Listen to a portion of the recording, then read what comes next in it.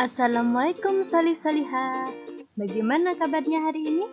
Alhamdulillah, luar biasa. Tetap semangat, Allahu Akbar. Sebelum kita memulai pembelajaran hari ini, alangkah baiknya jika kita berdoa terlebih dahulu. Istidadan, doaan.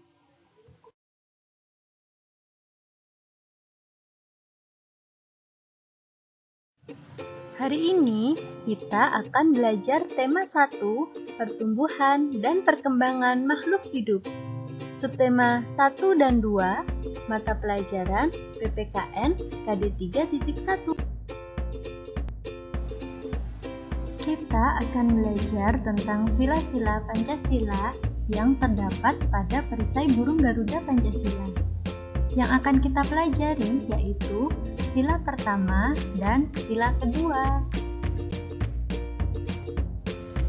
Sila pertama dilambangkan dengan bintang yang bunyinya ketuhanan yang Maha Esa. Mengapa sila pertama dilambangkan dengan bintang dan bunyinya ketuhanan yang Maha Esa? Karena lambang ini menunjukkan bahwa bangsa Indonesia menyatakan kepercayaan dan ketakwaan terhadap Tuhan Yang Maha Esa. Lalu, bagaimana kita mengamalkan sila pertama Pancasila dalam kehidupan sehari-hari? Karena sila pertama berhubungan dengan Tuhan, maka kita melakukan kegiatan yang berhubungan dengan Tuhan. Contohnya, bersyukur, berdoa, beribadah, dan lain-lain. Nah, dari beberapa contoh tadi, kita akan mempelajari salah satu contoh pengamalan sila pertama, yaitu bersyukur. Bersyukur artinya berterima kasih dengan semua yang diberikan Tuhan. Lalu, bagaimana cara kita bersyukur? Bersyukur dapat dilakukan dengan berbagai cara. Yang pertama, dengan ucapan, yaitu memuji kebesaran Tuhan dalam doa dan ucapan. Contohnya, ketika kita bangun tidur, sebelum dan sesudah belajar, sebelum dan sesudah makan, hendaknya kita berdoa terlebih dahulu. Selain dengan ucapan, bersyukur juga dapat dilakukan dengan perbuatan, yaitu dengan menjaga dan menggunakan karunia Tuhan dengan sebaik-baiknya. Contohnya, ketika kita memiliki tanaman atau memiliki hewan peliharaan, hendaknya kita merawatnya dengan baik, dengan memberinya makan, minum, dan menyiraminya. Selain itu, ada contoh lainnya, yaitu ketika kita makan, hendaknya kita menghabiskan makanan yang telah kita ambil. Dan yang paling penting yaitu menjaga kesehatan tubuh kita dengan cara berolahraga dan makan makanan yang bergizi. Selanjutnya, kita akan belajar tentang sila kedua Pancasila yang dilambangkan dengan rantai dan berbunyi kemanusiaan yang adil dan beradab. Mengapa harus dilambangkan dengan rantai dan bunyinya kemanusiaan yang adil dan beradab? Nah, lambang ini menunjukkan bahwa bangsa Indonesia menjunjung tinggi nilai-nilai kemanusiaan.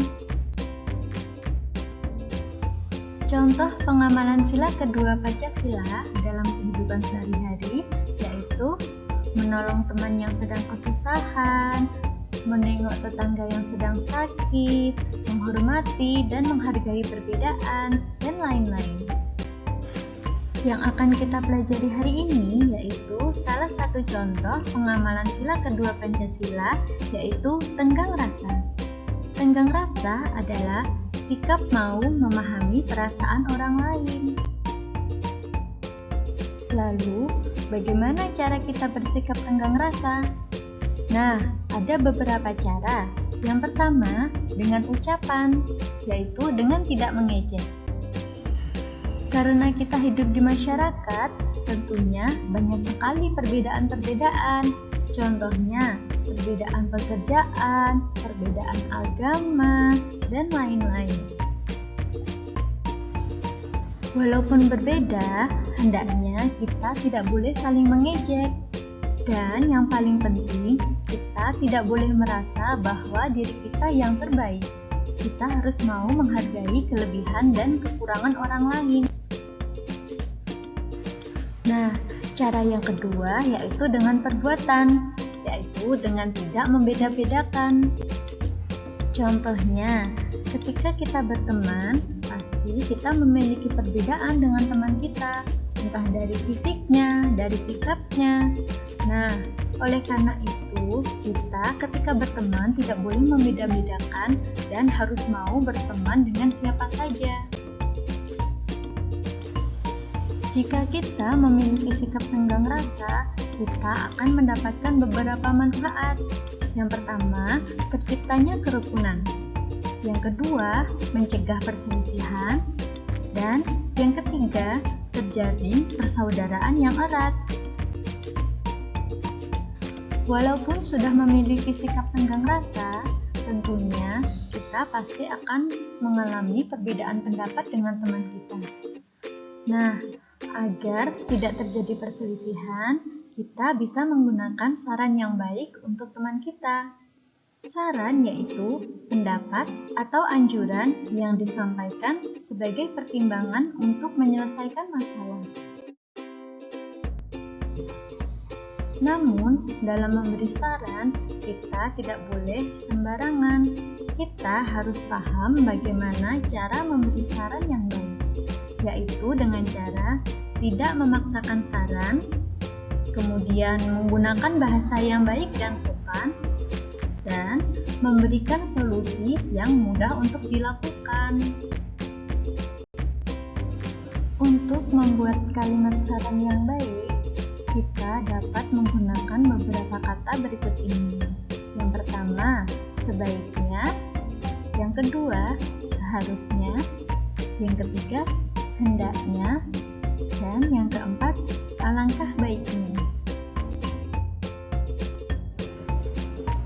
Contoh kalimat saran. Yang pertama, menggunakan kata sebaiknya. Sebaiknya Dina belajar terlebih dahulu sebelum menonton TV. Yang kedua, menggunakan kata seharusnya.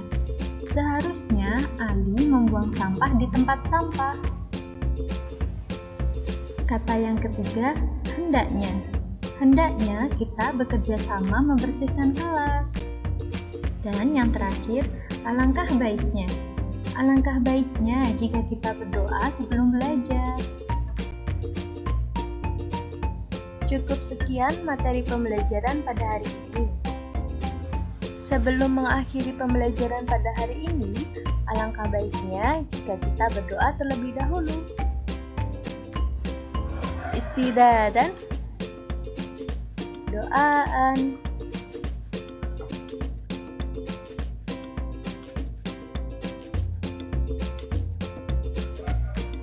Kita akhiri pembelajaran pada hari ini.